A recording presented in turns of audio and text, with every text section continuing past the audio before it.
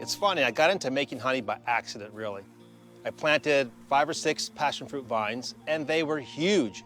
Had tons of flowers, no fruit. So I said, let's get a beehive. We got 1 beehive. I got addicted to the biology of the bees. I'm a biologist by trade, so it didn't take much for me to just get fascinated with what's going on in this box.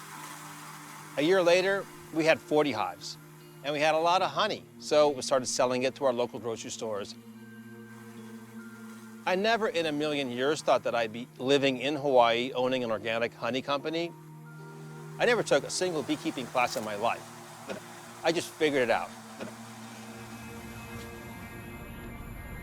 I'm actually a migratory beekeeper. I chase the bloom.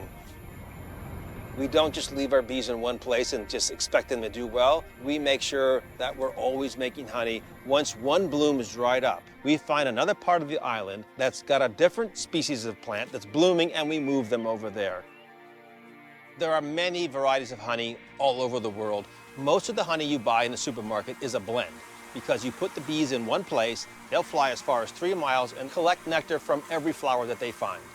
But if you can find a location where there's only one flowering plant in the range these bees can fly, they're going to come back with only one kind of nectar, and it's going to make what we call a monofloral honey. So these little yellow flowers here, this is the flower of the kiawe tree that makes our amazing monofloral kiawe honey. This little delicate flower actually produces a white pollen. The bees make a white honey from it, and even the wax that they make in the hive is just startlingly paper white. It's beautiful. There we are, beautiful, fresh, pure kiawe honey. It's a really, really light yellow color when it's liquid, but within days it turns milky and crystallizes into a solid white, kind of the color of the wax happens here.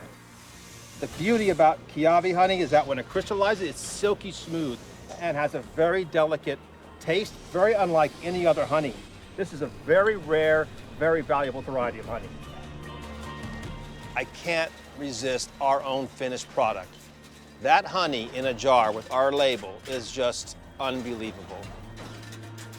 To think that we're stewards of the bees and we do our best to keep them alive, and that we, just so happen to make this amazing, beautiful product.